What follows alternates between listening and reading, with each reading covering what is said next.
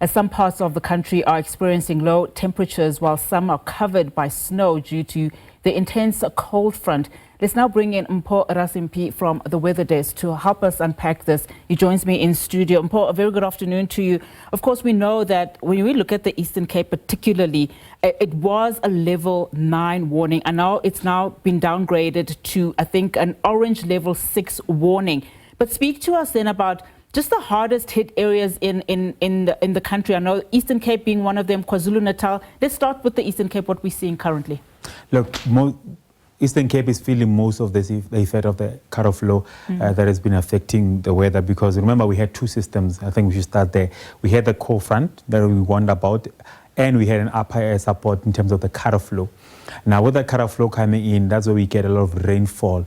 And remember, because the temperatures have dropped because of the cold front, which dropped the temperatures before, the Eastern Cape felt the most in terms of the cut-off low affecting them, because once it made landfall over South Africa, it moved downwards towards the Eastern Cape. That's why we saw all those warnings in terms of disrupted rainfall, snowfalls, windy conditions, and those severe thunderstorms where they hit mostly KwaZulu-Natal. That's where actually we had most of the severe thunderstorms. And the cut-off low, is that the low pressure system? Just speak to us about what exactly it is. I know that it had started in the beginning of the weekend, Friday, Saturday, in the Western Cape before it moved to other provinces. Look, the cold front started at the Western Cape. It made landfall. The cut-off low started as an upper trough, then developed into a cut-off low. It made landfall over the Northern Cape, then moved towards the central parts of the country, then moved downwards. Now it is exiting the country over KwaZulu-Natal.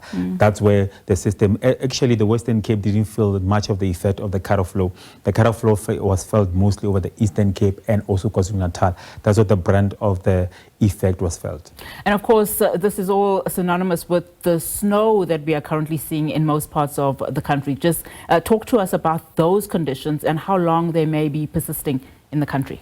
Look, let's start with the good news first. Look, the system has moved away. Basically, right now, it has moved away. Feeling it so has cold. moved away. Okay. The cut-off flow is over the ocean. It just moved outside of KwaZulu-Natal. Now we're just feeling the after effect of all the systems. That's why for tomorrow, we're only expecting isolated rain as we move towards the coast over the Eastern Cape and KwaZulu-Natal. Over the interior, it is quite clear, just partly cloudy conditions over most of the Eastern Cape. Gauteng and also KwaZulu-Natal, just partly cloudy conditions. So the system has moved away. So from tomorrow, that's when you can see a little bit of relief over most of the country. I mean, some of the provinces that were really not affected were provinces like the Limpopo province. I know that you said Gauteng did not get the brunt of what we're seeing currently elsewhere in the provinces. Just speak to us about those dynamics. Yeah, look, we always have to look at where the system is and how far the system can actually affect. So the cut-off low, if it moved northwards, it was going to affect Gauteng more and Limpopo. But because it moved southwards, that's why Limpopo didn't feel most of the effect of the cold front that we felt ahead of the cut-off low. So Gauteng, we felt it in terms of the temperatures and a little bit of rainfall that we got on Monday.